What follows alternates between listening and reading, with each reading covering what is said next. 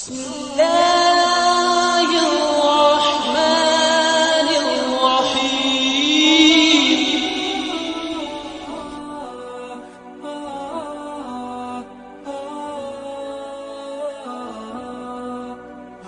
شروع اللہ کا نام لے کر جو بڑا مہربان نہایت رحم والا ہے.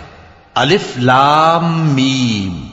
کیا لوگ یہ خیال کیے ہوئے ہیں کہ صرف یہ کہنے سے کہ ہم ایمان لے آئے چھوڑ دیے جائیں گے اور ان کی آزمائش نہیں کی جائے گی؟ اور جو لوگ ان سے پہلے ہو چکے ہیں ہم نے ان کو بھی آزمایا تھا اور ان کو بھی آزمائیں گے. سو اللہ ان کو ضرور معلوم کرے گا جو اپنے ایمان میں سچے ہیں اور ان کو بھی جو جھوٹے ہیں. کیا وہ لوگ جو برے کام کرتے ہیں یہ سمجھے ہوئے ہیں کہ یہ ہمارے قابو سے نکل جائیں گے؟ جو فیصلہ یہ کرتے ہیں برا ہے. جو شخص اللہ کی ملاقات کی امید رکھتا ہو تو اللہ کا مقرر کیا ہوا وقت ضرور آنے والا ہے اور وہ سننے والا ہے، جاننے والا ہے.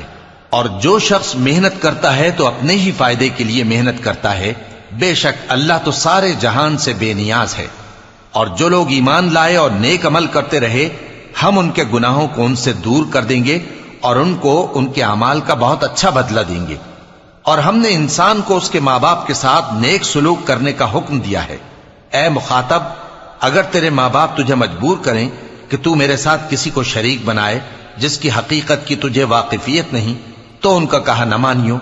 تم سب کو میری طرف لوٹ کر آنا ہے، پھر جو کچھ تم کرتے تھے میں تم کو جتا دوں گا.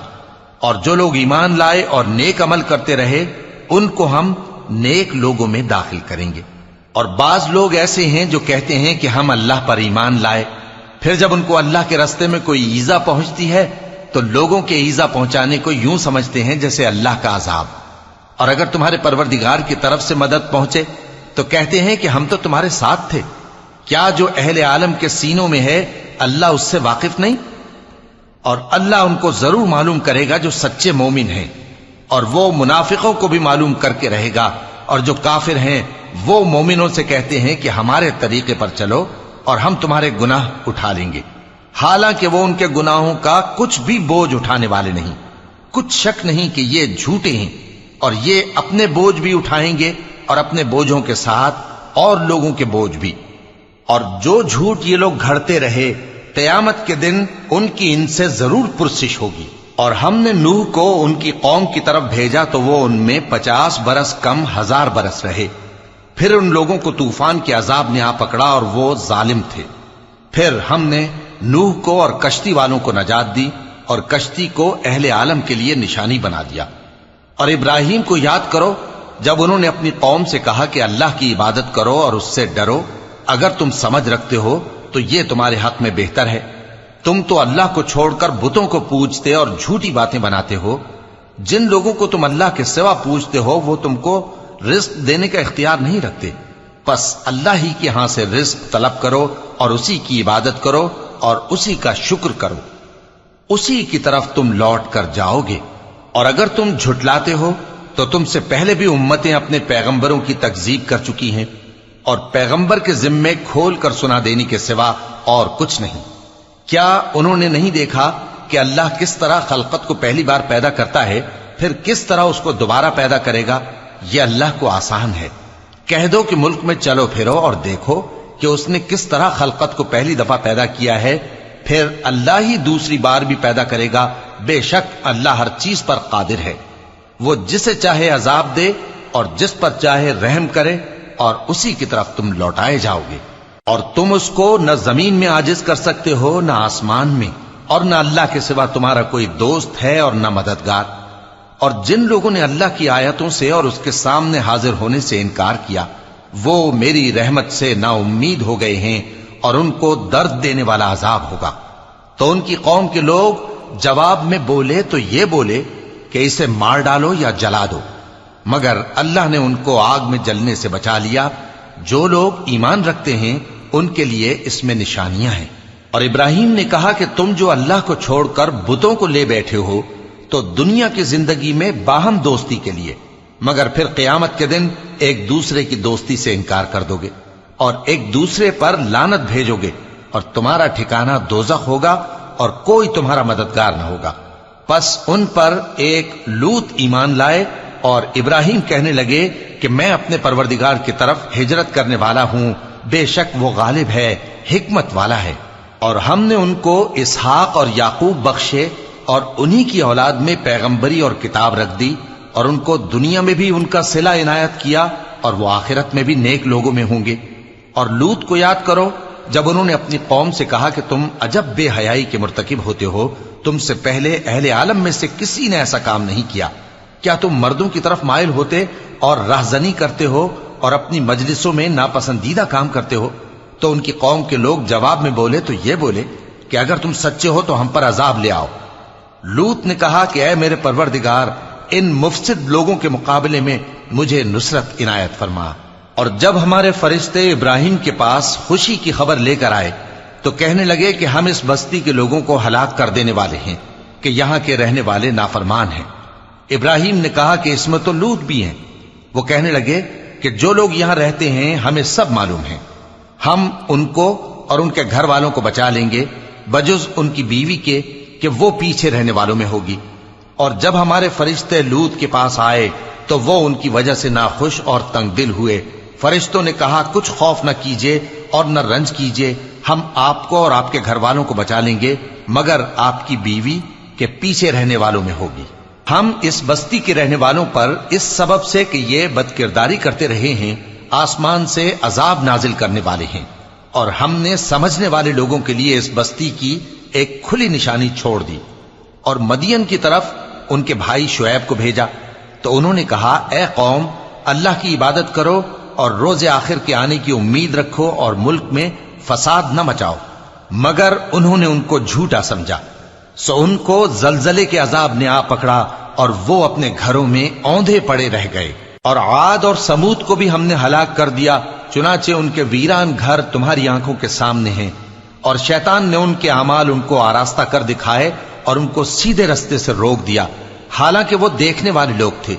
اور قارون اور فرعون اور حامان کو بھی ہلاک کر دیا، اور ان کے پاس موسیٰ کھلی نشانیاں لے کر آئے تو وہ ملک میں مغرور ہو گئے، اور وہ ہمارے قابو سے نکل جانے والے نہ تھے، تو ہم نے سب کو ان کے گناہوں کے سبب پکڑ لیا۔